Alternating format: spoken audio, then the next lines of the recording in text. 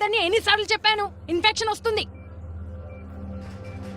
Family అంతా కూర్చొని ఉంది. ఎన్నిసార్లు చెప్పాను? ఒక టైంలో ఒక అటెండెంటే ఉండాలని. వెళ్ళండి ఇక్కడి నుంచి, వెళ్ళండి.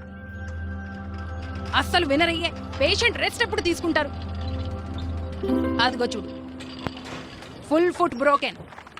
అరే బైక్ అంత ఫాస్ట్ గా ఎందుకు నడుపుతావు? లైఫ్ గురించి చింత లేదా? సిస్టర్, అది జాబ్ మొదటి రోజు లేట్ అయిపోతుంది. సరే సర్లే. 3 విషయాలు. ఈ కాలు నిటారుగా ఉంచాలి, స్ట్రైట్ గా.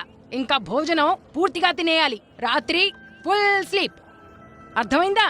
సరే. ఈవిడ నర్సా లెక్క జైలరా? సిస్టర్ మార్తా ఇక్కడి హెడ్ నర్స్. ఇంకా ఎంతో స్వీట్ ఈ మ్యామ్. స్వీటా? ఫోన్ యూజ్ చేయకూడదు. ఏయ్, కాలు గోకకు. అంతా పూర్తి చేసేయాలి. అంకుల్. ఏయ్, పక్క బెడ్ లో ఉన్న పేషెంట్ని ఇబ్బంది పెట్టకు.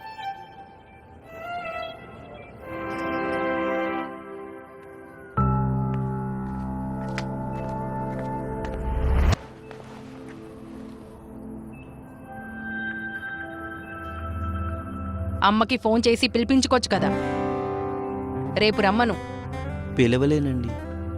అమ్మ దూరంగా ఒంటరిగా వేరే పట్టణంలో ఉంటుంది. తనకి తన కొడుకు ఇక్కడ ఇలా ఉన్నట్లు తెలుసు. సర్లే సర్లే, పడుకో. నాకు చిన్నప్పుడు ఆరోగ్యం పాడైతే అమ్మ తన చేతులతో ప్రత్యేకంగా కిచిడీ తయారు చేసి నాకు తినిపించేది. అమ్మ చేసిన ఆ కిచిడీ నాకు మందులాగా పనిచేసేది. అలాగా? సరే, ఇంక పడుకో.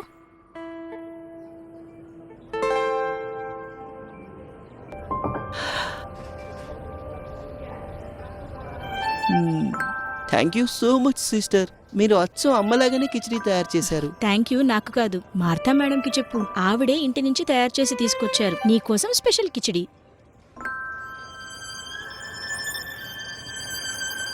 కానీ ఈ మార్తా మ్యామ్ ఎప్పుడూ అంత స్ట్రిక్ట్గా ఎందుకుంటుంది? అదే కదా మరి. మా నర్సుల చీవట్లే అందరికి వినిపిస్తాయి. కానీ ఆ తిట్ల వెనక మేము చూపించే జాగ్రత్త కొన్నిసార్లు విస్మరించబడుతుంది. ఇంకా మా మార్తా మేడం, ఆవిడెంతో ప్రత్యేకం.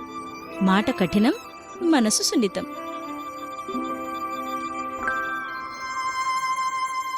పూర్తిగా ఫినిష్ చేయాలి. బయటకు కఠినంగా ఉన్నా లోపల మాత్రం సున్నితత్వం. ఆమె మందలింపులో ఉన్నది తల్లిలాంటి మృదుత్వం. మ్యాన్కైండ్ ఫార్మా నర్సులందరికీ తెలుపుతోంది హ్యాపీ నర్స్ డే.